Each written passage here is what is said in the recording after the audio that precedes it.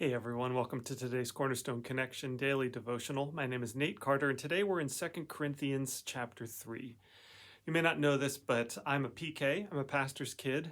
So I grew up, my dad was the senior pastor of a church, and one of the things that stuck with me since that time is that on the cover of the bulletin every week was this statement. It said pastors, and then listed my dad's name and the associate pastor's name, and underneath that it said ministers, every member of the congregation.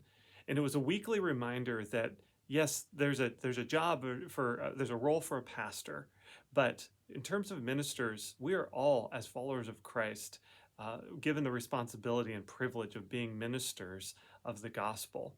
I was reminded of that as I read right at the beginning of 2 Corinthians chapter 3. And Paul says, "Are we beginning to praise ourselves again? Are we like others who need to bring you letters of recommendation or who ask you to write such letters on their behalf? Surely not. The only letter of recommendation we need is you yourselves.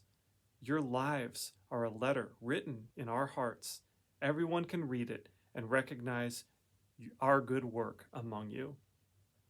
So Paul is saying here that how do we know that Paul's doing good work? What's the evidence of the gospel at work through Paul? Well, it's the people that he's influenced. It's the people that he's spent time discipling and spending time with.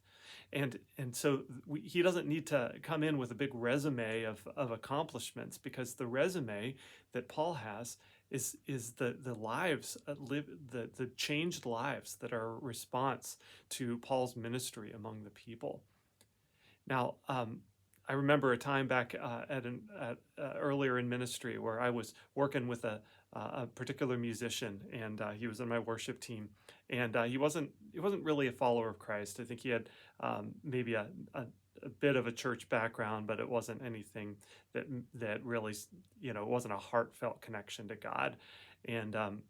And through our time together, through probably a couple of years, I would take him out to lunch, and I'd talk to him, I'd ask him questions, I'd encourage him.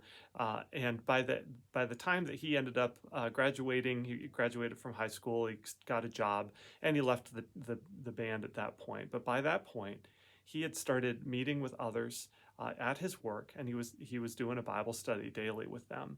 And so it was kind of a reminder to me that, like, he's an example of a letter of recommendation for me. When I think about people that I've had the opportunity to just spend some time with, he comes to mind immediately. And there's others too, but I wanted to share that story with you, partly because that's something that any of us can do.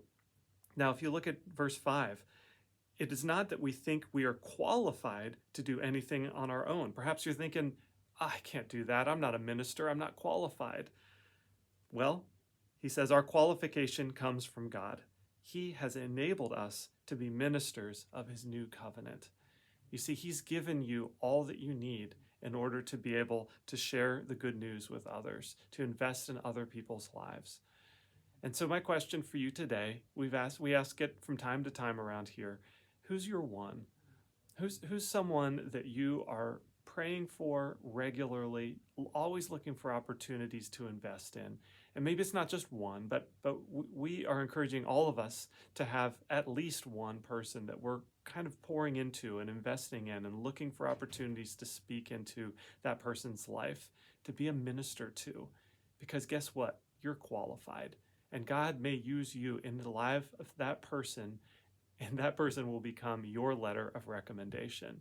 So let me encourage you, begin praying. It starts with prayer. In this year of prayer, we're especially focused on that. It starts with prayer, and then watch what doors God opens up for you to be a minister of the gospel. God bless. See you next time on the Cornerstone Connection.